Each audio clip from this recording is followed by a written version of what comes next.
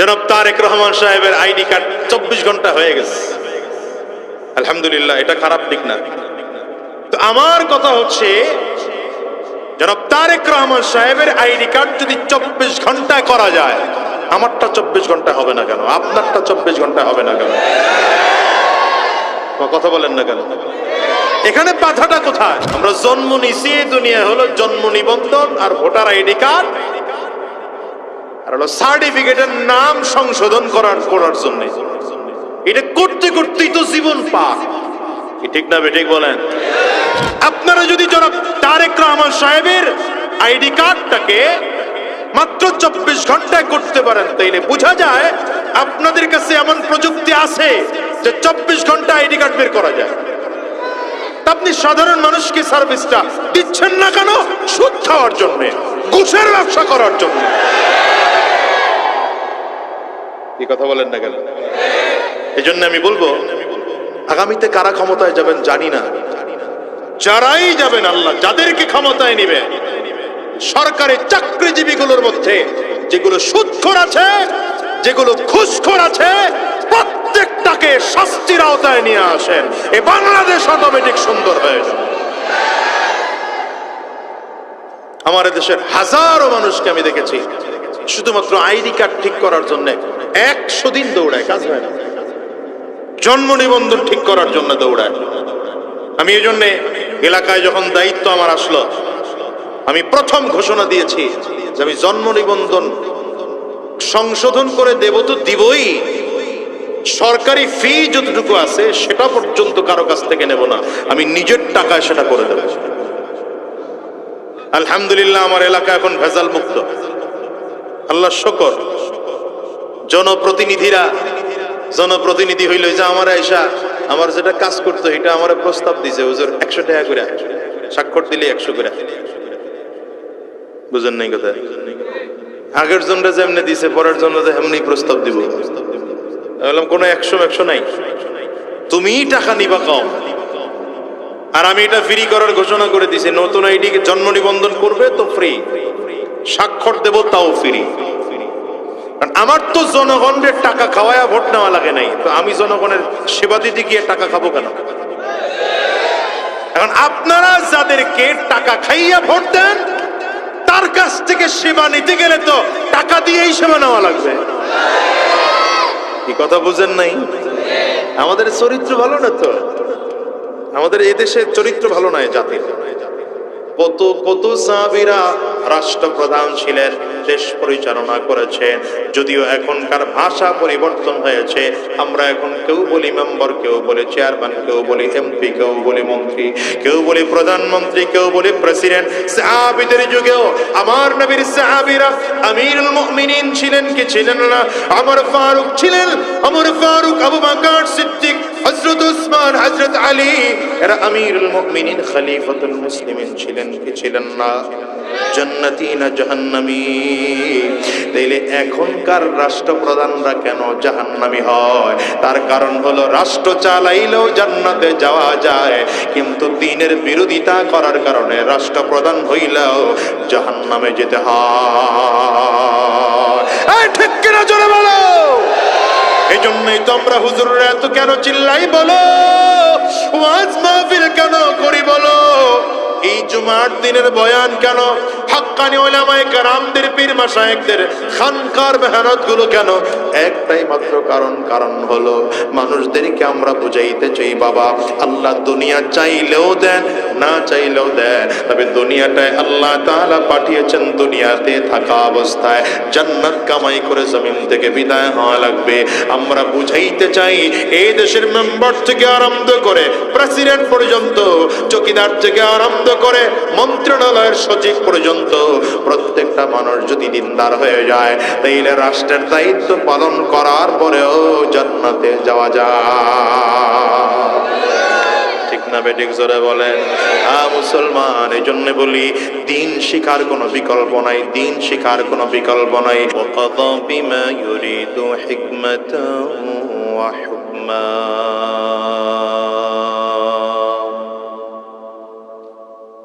وأنعم بالنعم ابتلاء وامتحانا وامتحانا ونشهد أن لا إله إلا الله وحده لا شريك له ونشهد أن محمدًا عبده ورسوله اللهم صل على محمد وعلى آله وصحبه وسلم تسليما كثيرا كثيرا أما بعد فأعوذ بالله من الشيطان الرجيم بسم الله الرحمن الرحيم اقرأ باسم ربك الذي خلق خلق الإنسان من علق اقرأ وربك الأكرم الذي علم بالقلم علم الإنسان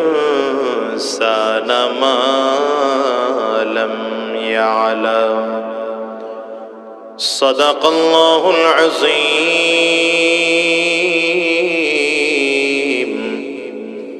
وصدق رسوله النبي الكريم ونحن على ذلك من الشاهدين والشاكرين والحمد لله رب العالمين سبحانك لا علم لنا إلا ما علمتنا إنك أنت العليم الحكيم رب اشرح لي صدري ويسر لي أمري واحلل عقدة من لساني يفقه قولي বুনিয়ানগর দারুস সালাম মাদ্রাসার উদ্যোগে আয়োজিত আজকের এই ৪৭তম বার্ষিক ওয়াজ মাহফিল আজকের এই মাহফিলের মুহতারাম সম্মানিত সভাপতি সম্মানিত অতিথি বৃন্দ সম্মুখপানে সমবেত দিন প্রিয় ইসলাম প্রিয় দীনদার ইমানদার মুমিন মুসলমান মর্দে মুজাহিদ ভাইরা মুরব্বী বাবাজিরা যুবক বন্ধুরা কচি কাঁচা মাসুম বাচ্চারা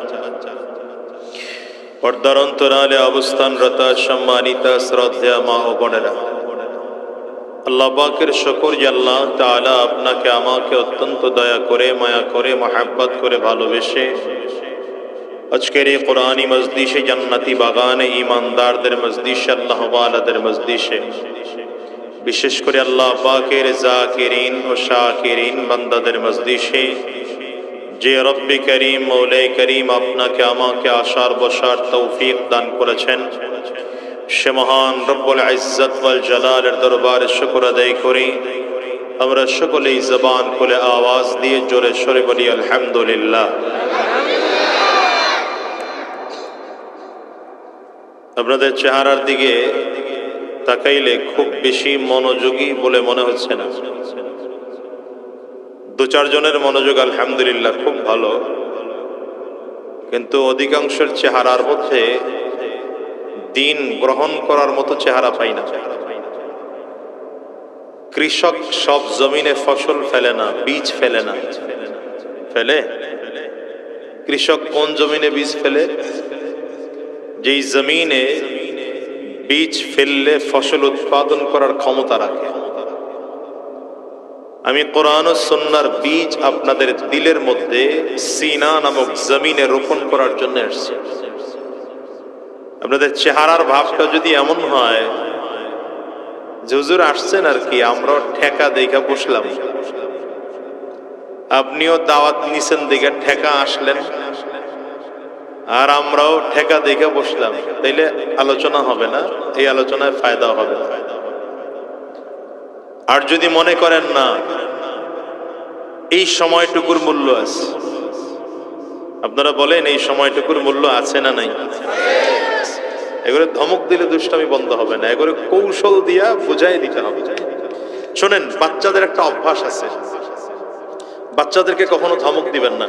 আজকে এখানে বলে রাখি, যতজন গার্জিয়ান আছে, যে বাচ্চা দুষ্টামি করে না, কি বলে না একদম, এটা করবেন না, এতে ওদের ব্রেনে চাপ পড়ে। প্রথম নম্বর হলো বাচ্চাকে খুব সহজে শান্ত ভাষায় বোঝানোর চেষ্টা করবেন যে এটা ভালো, এটা খারাপ, এটা মন্দ, এটা ভালো, এটা করা যাবে, এটা করা যাবে না, এগুলো ক্লিয়ার বাচ্চাকে বোঝানো। কথা বোঝাতে পারলাম? এরপরই যদি দেখেন দুষ্টুমি করেই, তাহলে আগে আপনি নিজে অভ্যস্ত হন তার থেকে কিভাবে দুষ্টুমি ফিরেইতে হয়। আমাদের দেশের অধিকাংশ বাচ্চারা মোবাইলে আসক্ত, এর কারণ হলো বাপ আর মা নিজে মোবাইলে আসক্ত। এদেশের যুবকদের অবস্থা এমন যে এরা মনে করে ফেসবুক, ইউটিউব, গুগল, আমার নতুন একটা বের হয়েছে না কি জন্য, এই যে এআই, চ্যাটজিপিটি, আল্লামা চ্যাটজিপিটি, মানে এটা না হলে মোবাইলে হয় না। আরে ভাই, এগুলো বাদ দেন, বাচ্চাকে এটা বোঝাতে শেখান যে আমি মোবাইল শখে ব্যবহার করি না, আমার প্রয়োজনে মোবাইল ব্যবহার করি। দেখবেন বাচ্চা অটোমেটিক মোবাইল ধরা বন্ধ করে দিবে। যদি বাচ্চা দেখে যে মাশাআল্লাহ আব্বু তো কত সুন্দর নাচ দেখতেছে, আম্মু তো কি গান দেখে মাশাআল্লাহ, তো আমি দেখবো না কেন? এখন ঠিক কও না কেন, কথা কও না কেন, আসল জায়গায় হাত পড়ে গেছে কেন? বাচ্চা যখন দেখবে যে না আমার বাবা তো গান দেখে না, নাচ দেখে না, আমার বাবা তো মোবাইল নিয়ে কোনো সফটওয়্যারে কাজ করে, সে অফিসিয়াল কাজ করে, বুঝেন নাই কথা? মোবাইল দিয়ে অফিসিয়াল কাজ হয়। আমাকে বাংলাদেশ দেখে না আমরা দুনিয়ার আগামাতা কিছুই বুঝি না। একটা মাওলানা ইউটিউব ডাউনলোড করে রাখছে, মুফতি ফেসবুক, আর এদেশের আসস কেন, আসিস না তোরাই তো ইনকাম করস, আসস কেন? বাংলাদেশের বাহিরের রাষ্ট্রগুলো, উন্নত রাষ্ট্রগুলোতে দেখবেন মোবাইলের সফটওয়্যার দিয়ে তারা গোটা পৃথিবী পরিচালনা করে। একজন ব্যক্তির 5টা-10টা শপিং আছে, শপিং মল, দোকান আছে, উনি মোবাইল দিয়ে কন্ট্রোল করতেছে, অফিসিয়াল কাজ করতেছে ঘরে মোবাইল দিয়ে, সফটওয়্যার করা আছে। বুঝেন নাই কথা? গাড়ি বিক্রি হলো, ক্রয় হলো, মোবাইলের মাধ্যমে অটোমেটিক ট্রান্সফার হয়ে গেল। কথা বলেন না কেন? জমি বিক্রি হলো, মোবাইলের মাধ্যমে বিক্রয় ক্রয়ের সাথে ক্লিয়ার হয়ে গেল। আমাদের বাংলাদেশে তো মাশাআল্লাহ যে বলে না যে আমরা জন্ম নিছি, দুনিয়া হলো জন্ম নিবন্ধন আর ভোটার আইডি কার্ড আর হলো সার্টিফিকেটের নাম সংশোধন করার জন্য। এটা করতে করতেই তো জীবন পার, ঠিক না বেঠিক বলেন?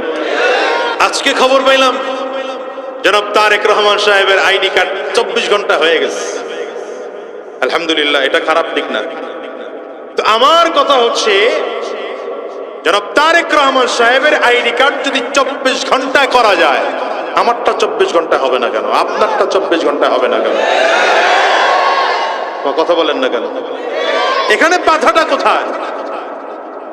আপনারা যদি জনাব তারেক রহমান সাহেবের আইডি কার্ডটাকে মাত্র 24 ঘন্টায় করতে পারেন, তাইলে বোঝা যায় আপনাদের কাছে এমন প্রযুক্তি আছে যে 24 ঘন্টা আইডি কার্ড বের করা যায়। আপনি সাধারণ মানুষকে সার্ভিসটা দিচ্ছেন না কেন? সুদ খাওয়ার জন্য, ঘুষের ব্যবসা করার জন্য। এই কথা বলেন না কেন? এই জন্য আমি বলবো, আগামীতে কারা ক্ষমতায় যাবেন জানি না, যারাই যাবেন, আল্লাহ যাদেরকে ক্ষমতায় নিবে, সরকারি চাকরিজীবীগুলোর মধ্যে যেগুলো সুদখোর আছে, যেগুলো ঘুষখোর আছে, প্রত্যেকটাকে শাস্তির আওতায় নিয়ে আসেন। এই বাংলাদেশ অটোমেটিক সুন্দর হয়ে যাবে। আমার দেশের হাজারো মানুষকে আমি দেখেছি শুধুমাত্র আইডি কার্ড ঠিক করার জন্য 100 দিন দৌড়ায়, কাজ হয় না। জন্ম নিবন্ধন ঠিক করার জন্য দৌড়ায়। আমি এই জন্যে এলাকায় যখন দায়িত্ব আমার আসলো, আমি প্রথম ঘোষণা দিয়েছি যে আমি জন্ম নিবন্ধন সংশোধন করে দেব তো দিবই, সরকারি ফি যতটুকু আছে সেটা পর্যন্ত কারো কাছ থেকে নেব না, আমি নিজের টাকায় সেটা করে দেব। আলহামদুলিল্লাহ আমার এলাকা এখন ভেজাল মুক্ত, আল্লাহ শুকর। জনপ্রতিনিধি হইল যে আমার আয়সা আমার যেটা কাজ করতো এটা আমার প্রস্তাব দিছে, হুজুর 100 টাকা করে, স্বাক্ষর দিলে 100 করে। বুঝেন নাই কথা? আগের জনরা যেমনি দিছে পরের জন্য এমনি প্রস্তাব দিব। বললাম কোনো 100 নাই, তুমিই টাকা নিবা কম। আর আমি এটা ফ্রি করার ঘোষণা করে দিছি, নতুন আইডি জন্ম নিবন্ধন করবে তো ফ্রি, স্বাক্ষর দেব তাও ফ্রি। আমার তো জনগণের টাকা খাওয়ায়া ভোট নেওয়া লাগে নাই, তো আমি জনগণের সেবা দিতে গিয়ে টাকা খাবো কেন? এখন আপনারা যাদেরকে টাকা খাইয়া ভোট দেন তার কাছ থেকে সেবা নিতে গেলে তো টাকা দিয়েই সেবা নেওয়া লাগবে। কি কথা বুঝেন নাই? আমাদের চরিত্র ভালো না তো, আমাদের এই দেশের চরিত্র ভালো নয় জাতির। না তো একজন এসে সকালবেলা খায়, বেটা এক কাপ রং চা খায় যায়, রং চা খায় যায়। কি হলো ভাই, আপনি রং চা খাওয়াইলেন এত গরম গরম সকালবেলা, আপনারই ভোটটা দিব। দুপুরের সময় আরেকজনকে বেটা দুধ চা খা, আরে বাবা দুধ চা গ্রেট বেড়ে গেল, আপনারই তো ভোট দেব। সন্ধ্যার পরে আরেকজন খা বেটা রসগোল্লা খা, হ্যাঁ কথা কন লাগে, রসগোল্লা খায় ভোট আপনারে দিব না দুনিয়া দিব কারে বলেন? রাত্র 10টা বাজে তখন এসে শর্মালাই খায় যা, শর্মালাই খায়। কি কোন মিয়া, দুনিয়াতে আপনারে সারা ভোট দেওয়ার কোনো লোকই নেই, আপনারও যদি ভোট না দেই হারাম।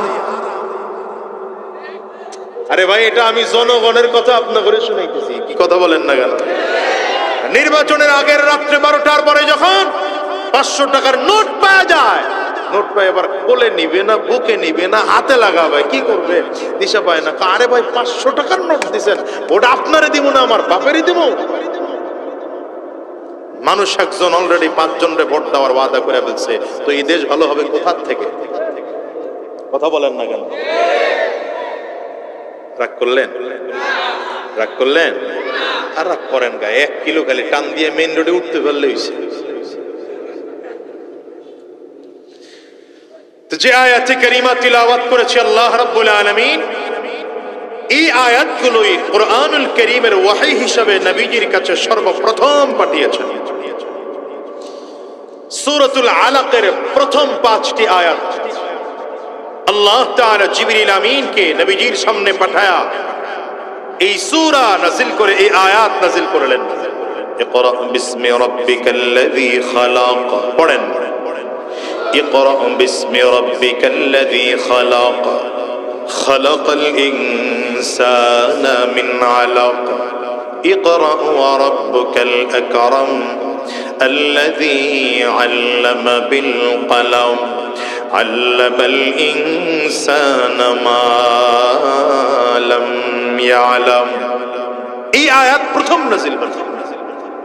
জিবরিল আমিন আমার নবীর কাছে চলে আসলেন। নবীজি জাবালে নূরের গারে হিরার মধ্যে আছেন 40 দিন পর্যন্ত। নবীজি ধ্যানের মধ্যে আছেন, 40 দিন পার হয়ে গেল। এই 40 দিনে আম্মা জান খাদিজা রাদিয়াল্লাহু আনহা প্রতিদিন একবার কখনো 2 বার করে গিয়া পাহাড় পেরিয়ে পেরিয়ে পাহাড়িয়া রাস্তায় উঠে উঠে জমিন থেকে এত উপরে উঠে প্রতিদিন আমার নবীর জন্য খানা পাকায়া দিয়ে আসতো।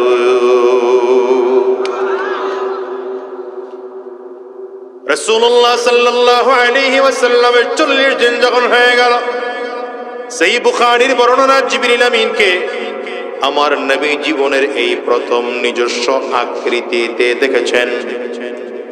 জিবরিল আমিনের নিজস্ব আকৃতি কেমন একটু ভালো করে বোঝেন। হাদিসের মধ্যে রাসূলুল্লাহ সাল্লাল্লাহু আলাইহি ওয়াসাল্লাম বলেন, এই জিবরাইল তুমি বারবার করে আমার কাছে আসো, কখনো কোনো সাহাবীর সুরত ধরে আসো, কখনো কোনো মানুষের আকৃতি নিয়ে আসো, কিন্তু তোমার নিজস্ব আকৃতি কেমন আমার একটু দেখতে মনে চায়। জিবরিল আমিন বলেন, পয়গম্বর যদি দেখতে মনে চায় তো দেখাবো কোথায়? দেখানোর মতো জায়গাই তো নাই। বুঝেন নাই কথা? দেখানোর মতো জায়গাই নেই। তার মানে হলো আপনার একজন মানুষের হাইট হলো ধরেন 5 ফিট 6 ইঞ্চি বা 7 ইঞ্চি, তার জন্য যদি একটা ঘরই হয় মাত্র 3 ফিট, দাঁড়াবে কোথায়? বুঝেন নাই? দাঁড়াবে কোথায়? পয়গম্বর আমি যে আপনাকে দেখাবো আমার নিজস্ব আকৃতি দেখানোর মতো জায়গায় তো আমার কাছে নেই। পয়গম্বর বলেন, তবুও দেখতে চাই, দেখানোর ব্যবস্থা করো। জিবরিল আমিন বলেন, পয়গম্বর তাহলে আপনি কিছুক্ষণ পরে পূর্ব আকাশের দিকে একটু তাকাবেন। নবীজিকে কথা বলে জিবরিল আমিন চলে গেলেন। অল্প সময়ের পরে তাকিয়ে দেখলেন পূর্ব আকাশের দিকে পুরো পূর্ব দিকটা কালো হয়ে গেল, অন্ধকার হয়ে গেল। এমন একটা ছায়ার মতো জমিনের মধ্যে নামলো। অল্প সময় ছায়াটা থেকে আবার চলে গেল। রাসূলুল্লাহ সাল্লাল্লাহু আলাইহি ওয়াসাল্লামের কাছে জিবরিল আমিন আসলেন, পয়গম্বর দেখলেন না কিছু? বলে, কিছুই তো দেখি নাই, দেখলাম একটা কালো ছায়া পূর্ব আকাশে এসেছে, আবার সেটা সরে গিয়েছে। জিবরিল আমিন বলেন, পয়গম্বর যে কালো ছায়া দেখেছেন এটা আমি জিবরাইলকে আমার আল্লাহ 70,000 পাখা দিয়েছে, এর মধ্যে একটা পাখার অল্প কিছু অংশ আপনি মাত্র দেখেছে। সুবহানাল্লাহর আওয়াজ হইল না? আরো জোরে বলেন। আল্লাহ পাকের যত ফেরেশতা আছে জমিনের মধ্যে আসমানের মধ্যে, গোটা জগতে আল্লাহ যত ফেরেশতা বানাইছেন, সব থেকে ছোট যে ফেরেশতা আছে এই ফেরেশতার মাথায় যদি গোটা দুনিয়ার সব পানিগুলোকে পাত্র ছাড়া ঢেলে দেওয়া হয়, নবীজি বলেন একটা ফোঁটা পানিও মাথা থেকে পড়বে না। কেমন ফেরেশতা, কত বড়! এর মধ্যে জিবরিল আমিন তো সরদারওয়ালা ফেরেশতা, 4 জন ফেরেশতার সরদারের মধ্যে একজন জিবরাইল। এমনকি জিবরিল আমিনের নাম সবার উপরে আসছে। এই জিবরিল আলাইহিস সালাতু ওয়াস সালাম নিজস্ব আকৃতি নিয়ে নবীজির সামনে দাঁড়ালেন। পয়গম্বরের সামনে দাঁড়ায় বললেন, ইয়া মুহাম্মদ ইকরা। সহিহ বুখারীর বর্ণনা, নবী আপনি পড়েন। নবীজি বললেন, মা আনা বিকারিন, পড়তে জানি না। পয়গম্বর বলেন, ফাআখাযানি ফাগাত্তানি হাত্তা বালাগা মিন্নিল জুহুদ ফাআরসালানি। জিবরিল আমাকে ধরলেন, সিনার সাথে সিনা মিলায় চাপ দিলেন। চাপ দিয়ে এত জোরে চাপ দিয়েছেন যে প্রচন্ড ব্যথা পেয়েছি আমি। এরপরে আবার ছেড়ে দিলেন। ছেড়ে দিয়ে বললেন, আবার পড়েন। নবীজি আবার বললেন, মা আনা বিকারিন, পড়তে জানি না।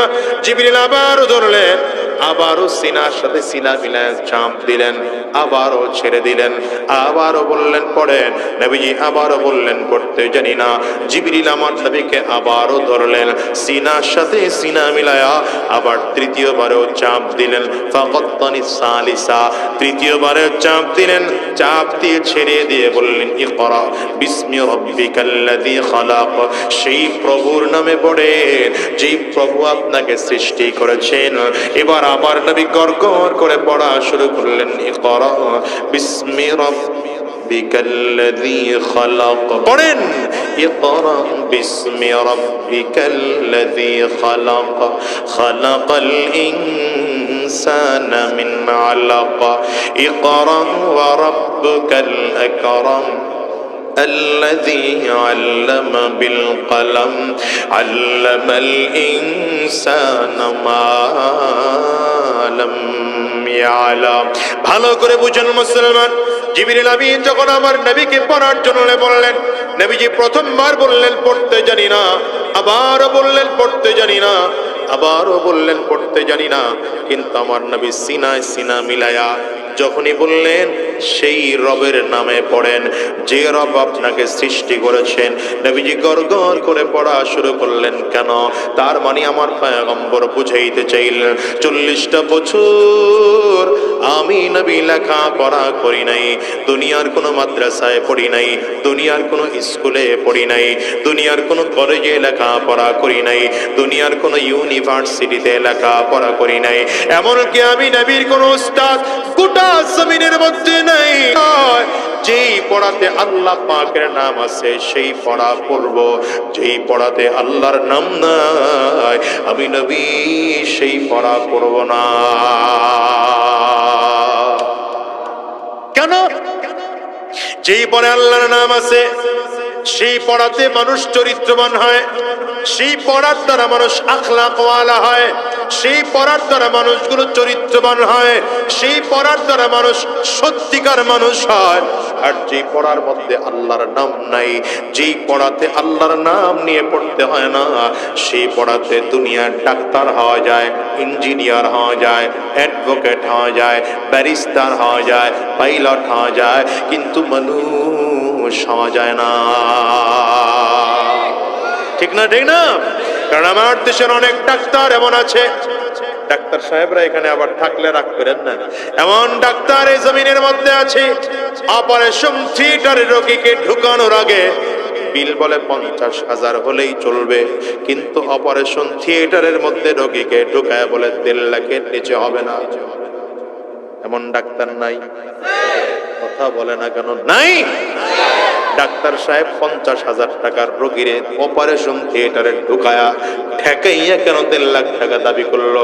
তার মানে সে যদিও ডাক্তার হয়েছে, চিকিৎসা সম্পর্কে তার জ্ঞান আছে, কিন্তু মানুষ হইতে পারে না। ঠিক না? এই 17 বছরের ইতিহাসে আমরা অনেক শুনলাম ইঞ্জিনিয়ার সাহেব রডের পরিবর্তে, আমি কই নাই কেন, তারাই কইছে, রডের পরিবর্তে বাঁশ যে দিল। ইঞ্জিনিয়ার সাহেব কেন রডের পরিবর্তে বাঁশ ঢুকাইলো? বোঝা গেল তার মধ্যে কনস্ট্রাকশন সম্পর্কে তার জ্ঞান আছে, কেমন ডিজাইন হবে সেই জ্ঞান তার মধ্যে আছে, রড কোন জায়গায় কত সুতা বসবে সেই জ্ঞান তার কাছে আছে, কতটুকু ফাঁকে ফাঁকে রড হবে সেই জ্ঞান তার মধ্যে আছে। কিন্তু ইসলাম ও দ্বীনের জ্ঞান না থাকার কারণে ইঞ্জিনিয়ার সাহেব এখনো মানুষ হতে পারে না। এদেশে হাজারো অ্যাডভোকেট এমন আছে যে অ্যাডভোকেট সাহেব চাইলে মামলার খালাস করে দিতে পারে মাত্র 3 দিনে, সেই মামলা 5 বছরও শেষ হয় না। আছে না নাই? জোরে বলেন। নাই? 5 বছর বসে বাদীর খরচ হয়েছে 5 লাখ টাকা, বিবাদীর খরচ হয়েছে 7.5 লক্ষ টাকা। যেই জমি নিয়ে মামলা, জমির মূল্য মাত্র 1.5 লাখ। আছে না এমন? জমির দাম কত? 1.5 লাখ। বাদীর খরচ হয়েছে কত? আর বিবাদীর এত খরচ হওয়ার পরে বাদী আর বিবাদী কি হয়? লাভ নাই। অ্যাডভোকেটের কাছে দৌড়ে দৌড়ে লাভ হলো কি? খালি কোর্টে হাজির পরে হাজিরা, হাজিরার পরে হাজিরা, লাভ নাই। আয় তুই আর আমি মিলা জিলা জায়গা, ভাই তুই খা। কথা বলেন না কেন? এই অ্যাডভোকেট সাহেব যে মাত্র 3 দিনের মামলাটা 3 বছরও শেষ করলো না। এই যে হাদির মামলা, আগরে তাকায় রয়েছেন কেন? হাদির মামলা, ওসমান হাদির মামলা। আরে মিয়া, প্রশাসন চাইলে আমি তো মনে করি দিনে দুপুরে জুমার নামাজের পরে প্রখর দিনের বেলা ঢাকা রাজধানীর মতো ভাইটাল এলাকার মধ্যে হাজার হাজার সিসি ক্যামেরা ফাঁকি দিয়া মাথার উপরে করে চলে গেল। সেখান থেকে তার বাসা মিরপুরে গেল, মিরপুর থেকে আবার পোশাক পরিধান করে নতুন পোশাক পরে মোটরসাইকেলের নেম প্লেট পাল্টায়া এরপরে আবার কি বলে, তারা বলছে আমরা ওইটা বলতেছি। এরপরে তার বাবা আবার আলাদা করে নিয়ে সেটা সেখান থেকে সে চলে গেল গাবতলী, সেখান থেকে হালুয়া ঘাট গিয়া ও পার পার হয়ে গেল। এতদিন এই প্রশাসন ওসমান হাদির টিকে ধরে নাই, তো এগরে আমরা বেতন দিয়া রাখছি বসে বসে আঙ্গুল চুষতে। কথা বলেন না কেন? এরা আমাদের ভ্যাট আর ট্যাক্স দিয়ে বেতন পায় না, তো ধরে নাই কেন? তার মানে এগুলো হিসাব করেছে, ধরলে আসল অপরাধী বের হয়ে যাবে। ওইটা ধরতে পারে নাই, কিন্তু প্রথম আলো আর ডেইলি স্টার কে করেছে? ফেসবুক কে দিয়েছে? এগুলোও ধরে ধরে নিয়ে জেলের মধ্যে ঢুকানো লাগছে। আমি সরকারকে বলবো, নোবেল পুরস্কার পেয়েছেন, এই গর্বের কারণে আমরা জীবন আর রক্ত দিয়ে আপনাকে এনে ক্ষমতায় বসিয়েছি, আপনি আমাদের ভোটে হন নাই। কিন্তু 1-1.5 বছর পরে যদি আপনার আচরণ ওই 17 বছরের মতো হয়, মনে রাখবেন এই জাতি মানুষকে যেমন মাথায় তুলতে জানে, এই জাতি পায়ের নিচে ফিসে জমিন থেকে বিদায় করতে জানে। সুতরাং দেশ চালাতে গিয়ে এতটুকু সাবধানতা, এতটুকু সাবধান আপনার হওয়া দরকার। আমি বলবো না যে আপনি বহুত কিছু করে ফেলেন, আপনার থেকে অনেক বড় আশা আমরা করতেও পারি না, কারণ আমরা হুজুররা তো যার কাছ থেকে যেটা আশা না সেটা আশা করি। এদেশে ইসলাম কায়েম হওয়ার আগে হুজুরদের আশা পূরণ হবে না, জাতির আশাও পূরণ হবে না, টুপিওয়ালা জুব্বাওয়ালা মজলুম জনগোষ্ঠীর আশা কোনোদিন পূরণ হবে না। এই ঠিকটা আসতে কইলেন কেন? আপনাদের মতের বাহিরে বলছি, জোরে বলেন। আমি মাঝে মাঝে বলি, এটা রাজনৈতিক আলোচনা মনে করেন না, এটা রাজনৈতিক কথা না, এটা ইমানি কথা, নীতি আর নৈতিকতার কথা। এটার ধাক্কায় আবার কেউ কয়েন না যে হুজুর রাজনীতি করতে আইছেন। আমি রাজনীতি করতে আহি নাই, আমি বলি নাই অমুক দলে ভোট দিয়ে, আমি এটা বলি নাই। কিন্তু এতটুকু বলেছি, আপনি যেই দলের হন, মার্কা যেটাই থাকুক, ইসলাম আপনার লাগবে না? লাগবে না? লাগবে না? কার কার দেখে হাত তুলেন তো দেখে। মাশাআল্লাহ, সচেতন। লাগবে তো ইসলাম। হ্যাঁ, এই সিস্টেমে আপনি নোবেল পুরস্কার প্রাপ্ত ডক্টর ইউনূস সাহেবকে নয়, আপনি এখানে যদি কাবার ইমামকে বসান, আল্লাহর ফেরেশতাকেও যদি আসমান থেকে এনে বসান, হবে না ভালো? এদের যদি ভালো করতে হয় ইসলামী আইন লাগবে, কোরআনের শাসন লাগবে। দুই হাত ধরে চিল্লায় বলো ঠিক কিনা? এজন্য এবারের লড়াইটা হবে ইসলাম রক্ষার লড়াই। কথা বলেন না কেন? এবারের লড়াইটা হবে ইসলাম প্রতিষ্ঠার লড়াই, ঠিক কিনা বলো? এবারের লড়াই হবে কোরআন সুন্নাহ প্রতিষ্ঠার লড়াই। এবারের লড়াই হবে মজলুম জনগোষ্ঠীর বিজয়ের লড়াই, ঠিক কিনা বলো? এবারের লড়াই হবে ইনসাফ প্রতিষ্ঠার লড়াই, জোরে বলো ঠিক কিনা? যদি রক্ত দেওয়া লাগে তৈয়ার আছো? এই মুসলমান, যদি রক্ত দেওয়া লাগে তৈয়ার আছো? যদি 24-এর মতো, 47-এর মতো, 71-এর মতো আবার জীবন দিতে হয়, কারা কারা তৈয়ার আছো? হাত তুলে উঁচা করে দেখাও।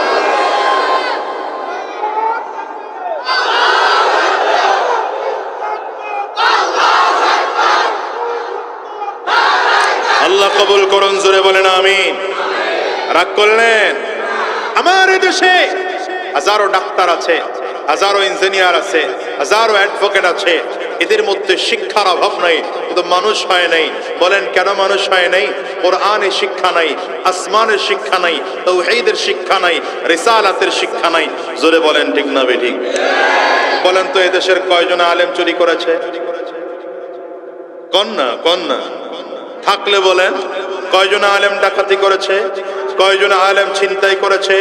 কয়জন আলেম পরের ঘর লুণ্ঠন করেছে? করে নাই। কেন? আলেম ডাক্তার না, ইঞ্জিনিয়ার না, অ্যাডভোকেট না, পাইলট না, ব্যারিস্টার না, কিন্তু কোরআন ও সুন্নাহর জ্ঞান থাকার কারণে তাদের মধ্যে নীতি আর নৈতিকতা আছে। ঠিক না বেঠিক? এটা হচ্ছে এই আয়াতের প্রথম শিক্ষা। দ্বিতীয় নম্বর শিক্ষা, তাহলে প্রথম শিক্ষা কি শিখলাম? যেই শিক্ষায় আল্লাহর নাম আছে সেটা মানুষকে মানুষ বানায়, সেটা মানুষকে নীতি আর নৈতিকতা শিখায়। আর যেই শিক্ষায় আল্লাহর নাম নাই, সেই শিক্ষায় গোটা দুনিয়ার সব থেকে বড় শিক্ষিত বানাইলেও মানুষ বানায় না। তাইলে আমার এই মেসেজ দিয়ে কি বুঝলেন? ডাক্তার হওয়া যাবে না। কথা বলেন না? ডাক্তার হওয়া যাবে না, ইঞ্জিনিয়ার হওয়া যাবে না, অ্যাডভোকেট হওয়া যাবে না। সবাইকে আমার মতো হুজুর হওয়া লাগবে না। আপনি ডাক্তার হন, ইঞ্জিনিয়ার হন, অ্যাডভোকেট হন, পাইলট হন, ব্যারিস্টার হন, কিন্তু মানুষ হওয়ার জন্য আপনাকে কোরআন শিখতেই হবে। বুঝেন নাই না? সবাই আমার মতো আলেম হওয়ার দরকার নাই। এ দেশটা এমন এক সিস্টেম, এখানে ডাক্তার না থাকলে দেশ চলবে না, ইঞ্জিনিয়ার না থাকলে দেশ চলবে না, অ্যাডভোকেট ছাড়া দেশ চলবে না। কিন্তু মনে রাখতে হবে, মানুষ হতে হলে আপনাকে কোরআন ও সুন্নাহর জ্ঞান আপনাকে অর্জন করতেই হবে। এটা হলো 1 নম্বর মেসেজ। 2 নম্বর মেসেজ খেয়াল করেন, নবীজির কাছে জিবরিল আমিন এসে যখন বললেন পড়েন, নবীজি কি বললেন? কথা বলেন, নবীজি কি বললেন? আমি পড়তে জানি না। আচ্ছা, আমি আপনাকে একটা প্রশ্ন করলাম, আপনি বললেন আমি জানি না, আমার উচিত কি আপনাকে শিখিয়ে দেওয়া? ঠিক না বেঠিক? কিন্তু জিবরিল আমিন আমার নবীকে শিখালেন না, না শিখায় কি করলেন? সিনার সাথে সিনা মিলাইয়া চাপ দিলেন। কথা বলে না? একবার না, 2 বার না, 3 বার নবী বলেছেন পড়তে জানি না। 3 বারই জিবরিল আমিন আমার নবীকে সিনায় সিনা মিলায় চাপ দিচ্ছেন। কারণটা কি? গোটা দুনিয়ার মানুষকে বুঝাইতে চায়, দুনিয়ার যত শিক্ষা আছে এই শিক্ষা চাইলে ফেসবুক টিপি টিপি শেখা যায়, ইন্টারনেট ঘেটে ঘেটে শেখা যায়, এই গুগল থেকে সার্চ দিয়ে দিয়ে শেখা যায়। কিন্তু ইসলামের জ্ঞান, দ্বীনের জ্ঞান, কোরআন সুন্নাহর জ্ঞান যদি অর্জন করতে হয়, তাহলে উস্তাদের সামনে বসে দিলটাকে আল্লাহ মুখী করে এরপরে দ্বীন শিখতে হয়।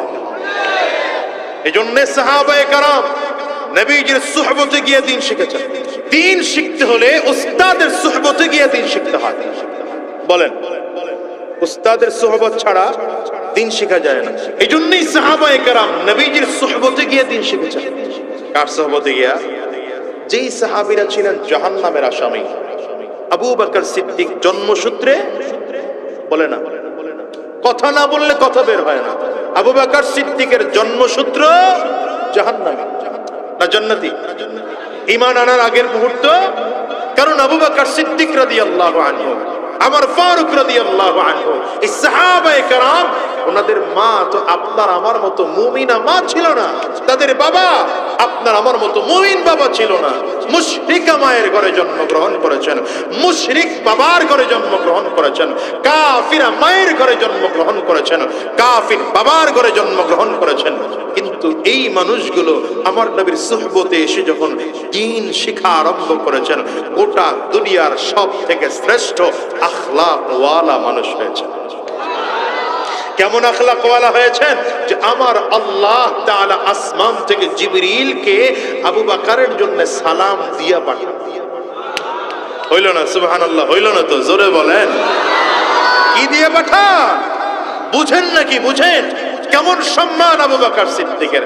শুধু তাই নয়, নবীদের জান্নাতে যাওয়ার সিরিয়াল যখন শেষ হয়ে যাবে, উম্মতের জান্নাতে যাওয়ার সিরিয়াল যখন আসবে, সর্বপ্রথম আবু বকর সিদ্দিকের জন্য 8টা দরজা জান্নাতের একসাথে খুলে দেওয়া হবে।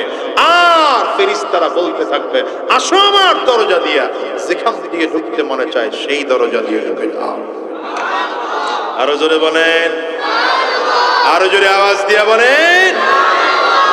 আরো একটা চমৎকার কথা আছে। এ তো শুনলাম যে নবীজির পরে অন্যান্য নবীরা, এরপরে আমার নবীর উম্মত। কিন্তু আরেকটা চমৎকার কথা হলো, আমার নবীর ছাত্র হওয়ার কারণে নবীর একজন সাহাবী আমার নবীর আগে জান্নাতে যাবে। হ্যাঁ, কে সেই মানুষটা? ও মাশাআল্লাহ, চিনা ফেলছেন, দেখা যায়। বলেন নাম কি? কালো মানুষ, কালো মানুষ, হাবশা দেশের মানুষ, টাকাওয়ালা না, টাকা পয়সার দিক থেকে নিঃস্ব, ক্ষমতার দিক থেকে নিঃস্ব, নিজে গোলাম, বাবা গোলাম, দাদা গোলাম। পয়গম্বর মেসেজ দেন ভিন্ন। নবী আমার ডেকে বলেন, বিলাল, আমি নবীকে ডাকা হবে কিয়ামতের ময়দানে জান্নাতের গেট খুলে দেওয়ার জন্য। নবীজি বলেন, কারণ আমার হাতে জান্নাতের গেটের চাবি কাঠি থাকবে। নবী আমার বলেন, আমি আমার হাতের চাবি দিয়ে জান্নাতের গেট খুলে দেব। আমার হাতের চাবি দিয়ে জান্নাতের গেট খুলে দেওয়ার পরে কোন নবীরা আমার আগে জান্নাতে ঢোকার পারমিশন পাবে না। সবার আগে আমি নবী মুহাম্মদুর রাসূলুল্লাহ সাল্লাল্লাহু আলাইহি ওয়াসাল্লাম জান্নাতের মধ্যে ঢুকবো, আমার পরে অন্যান্য নবীরা জান্নাতের মধ্যে ঢুকবে। নবীদের জান্নাতে যাওয়ার সিরিয়াল যখন শেষ হয়ে যাবে, এরপরে আমার উম্মত জান্নাতে ঢুকবে। কিন্তু নবী আমার ডেকে বলেন, বিলাল, আমি নবী যে সওয়ারিতে আরোহণ করে জান্নাতে ঢুকবো, সেই সওয়ারির লাগাম ধরে ধরে তুমি বিলাল আমার আগে জান্নাতে যাইবা।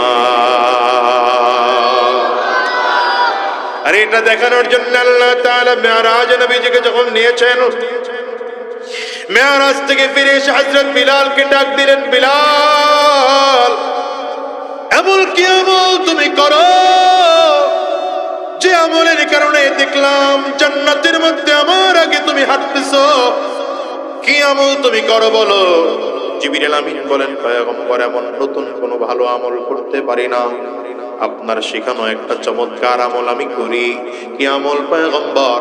আপনি তো বলেছেন যখনই ওযু করবা 2 রাকাত নামাজ আদায় করবা। পয়গম্বর, আমি যখনই ওযু করি 2 রাকাত নামাজ আদায় করি, যেটাকে তাহিয়াতুল ওযু বলা হয়। পয়গম্বর, আমি নামাজটুকু পড়ি। নবী আমার ডেকে বলেন, বিলাল রে, এই জন্যই তো আমি জান্নাতের মধ্যে জিবরিল আমিন যখন আমাকে ঘোরায়া ঘোরায়া জান্নাত দেখাইতেছিলেন, তখন আমি দেখলাম আমার আগে কে যেন হাঁটতেছে, কলমের আওয়াজ পাওয়া যায়।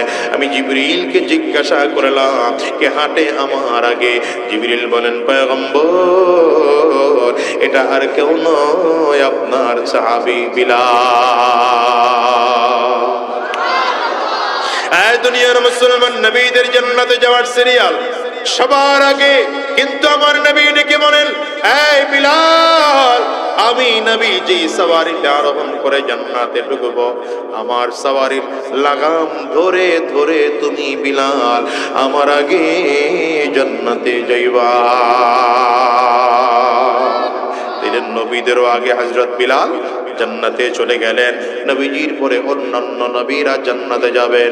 পয়গম্বর বলেন, নবীদের জান্নাতে যাওয়ার সিরিয়াল যখন শেষ হয়ে যাবে, এবার জান্নাতের 8টা দরজা একসাথে খোলা রাখা হবে। আমার একজন সাহাবী আল্লাহর পয়গম্বর ডেকে বলেন, ইন্নী লা আ'রাফু রাজুলাম বিইসমিহি ওয়া বিইসমি আবিহি ওয়া উম্মি লা ইয়াতি বাবাম মিন আবওয়াবিল জান্নাহ ফায়ুকালু লাহু মারহাবান মারহাবা। পয়গম্বর ডেকে বলেন, আমি এমন একজন সাহাবীর নাম জানি, তার বাবার নামটাও জানি, তার মায়ের নামটাও জানি, বংশ পরিচয় আমি নবী ভালো করে জানি। এই লোকটা যখন কিয়ামতের ময়দানে জান্নাতের গেট দিয়ে ঢুকতে থাকবে, জান্নাতি ফেরেশতারা আমন্ত্রণ নিমন্ত্রণ জানানোর জন্য লাল গালিচা বিছায়া বিছায়া কাতার করে গেটের মধ্যে দাঁড়ায় যাবে। আল্লাহর বান্দা যখন জান্নাতের গেট দিয়ে ঢুকতে থাকবে, ফেরেশতারা মারহাবা মারহাবা বলে নিমন্ত্রণ জানাবে। সাহাবায়ে কেরাম ডেকে বললেন, পয়গম্বর, কেমন দামি মানুষ, আমরা একটু তার নাম জানতে চাই। নবী আমার নাম ডেকে বললেন, এই সাহাবীরা, নামটা জানতে চাও? তাইলে জেনে নাও, লোকটা আর কেউ নয়, লোকটা আর কেউ নয়, লোকটা আমার সাহাবী আবু বকর। আল্লাহু আকবার, চিল্লা বলো। পয়গম্বর আরবি ডেকে বলেন, দুনিয়ার সাহাবীরা শোনো, ফজরের নামাজের পরে একদিন আমার নবী মসজিদে নববীর মধ্যে সাহাবায়ে কেরামদের সামনে বসা। নবীজি সাহাবায়ে কেরামদের সামনে বসে বসে বলছেন, সাহাবীরা, ইন্নী রাআইতু কসরান ফি নাওমি, আজকে রাতের বেলায় আমি স্বপ্নের মধ্যে একটা দামি বিল্ডিং দেখলাম। দামি বিল্ডিংটা 4টা দেওয়াল দিয়ে তৈরি করা হয়েছে। এর মধ্যে একটা দেওয়াল মুনি মুক্তা দিয়ে তৈরি করা হয়েছে, একটা দেওয়াল জবরদস্ত পাথর দিয়ে তৈরি করা হয়েছে, একটা দেওয়াল ইয়াকুত পাথর দিয়ে তৈরি করা হয়েছে, জান্নাতের আরেকটা দেওয়াল স্বর্ণ দিয়ে তৈরি করা হয়েছে। নবী আমার ডেকে বলেন, দেওয়ালগুলো গাঁথনি করতে গিয়া মাঝখানে কোনো বালু আর সিমেন্ট ব্যবহার করা হয় নাই, মাঝখানে ব্যবহার করা হয়েছে মিশক আর আম্বর। নবী আমার ডেকে বলেন, জান্নাতের ফ্লোরটা বানানো হয়েছে জাফরান দিয়া। এত দামি বিল্ডিং দেখে জিজ্ঞাসা করলাম লিমান হাদা, এত সুন্দর দামি বিল্ডিংটা কার? একজন এসে বললেন ফাতাম মিন কুরাইশ, এটা কুরাইশ বংশের একজন যুবকের। নবী আমার ডেকে বলেন জানান্তু ইন্নী মিন কুরাইশ ওয়া ইন্নাহু লি। পয়গম্বর বলেন মনে মনে চিন্তা করলাম আমিও তো কুরাইশ বংশের একজন যুবক, তাইলে মনে হয় জান্নাতের বাড়িটা আমার জন্যই বরাদ্দ করা। নবী বলেন চিন্তা করে এক কদম দুই কদম সামনের দিকে আগাইলাম, হঠাৎ করে আল্লাহর ফেরেশতা এসে সামনে দাঁড়িয়ে বললেন পয়গম্বর এই বাড়িটা আপনার নয়, এই বাড়ি আপনার সাহাবী ওমরের। এমন করে করে আমার নবী 10 জন সাহাবীকে জীবদ্দশায় জান্নাতের সার্টিফিকেট দিয়েছেন। শুধু তাই নয়, সব সাহাবীদের ব্যাপারে আমার আল্লাহ পাকের ঘোষণা রাদিয়াল্লাহু আনহুম ওয়া রাদু আন। আল্লাহ বলেন আমিও তোমার সাহাবীদের প্রতি খুশি, সাহাবীরাও আমার প্রতি খুশি।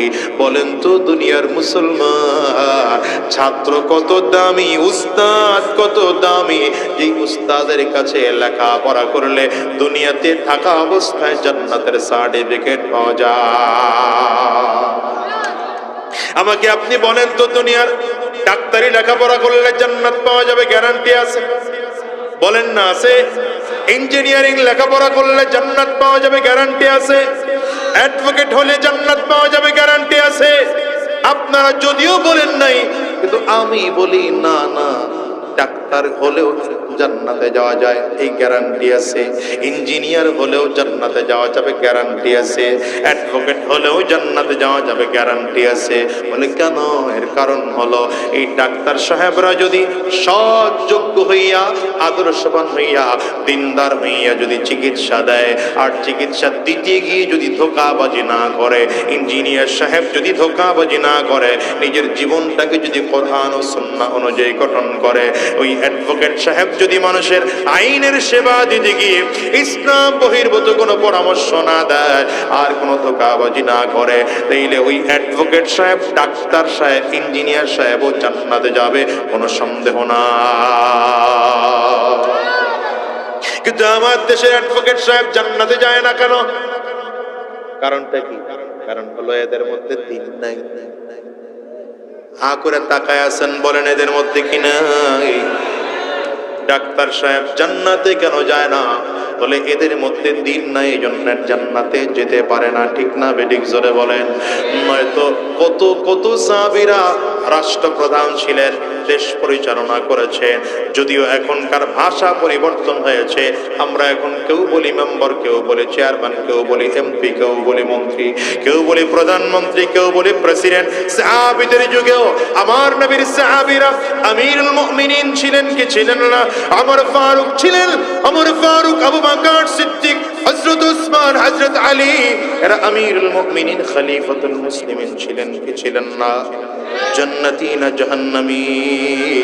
তাইলে এখনকার রাষ্ট্রপ্রধানরা কেন জাহান্নামী হয়? তার কারণ হলো রাষ্ট্র চালাইলেও জান্নাতে যাওয়া যায়, কিন্তু দ্বীনের বিরোধিতা করার কারণে রাষ্ট্রপ্রধান হইলেও জাহান্নামে যেতে হয়। ঠিক কিনা জোরে বলো? এই জন্যই তো আমরা হুজুররা এত কেন চিল্লাই বলো, ওয়াজ মাহফিল কেন করি বলো, এই জুমার দিনের বয়ান কেন, হাক্কানি উলামায়ে কেরামদের, পীর মাশায়েখদের খানকার মেহনত গুলো কেন? একটাই মাত্র কারণ, কারণ হলো মানুষদেরকে আমরা বুঝাইতে চাই বাবা আল্লাহ দুনিয়া চাইলেও দেন, না চাইলেও দেন, তবে দুনিয়াটায় আল্লাহ তাআলা পাঠিয়েছেন দুনিয়াতে থাকা অবস্থায় জান্নাত কামাই করে জমিন থেকে বিদায় হওয়া লাগবে।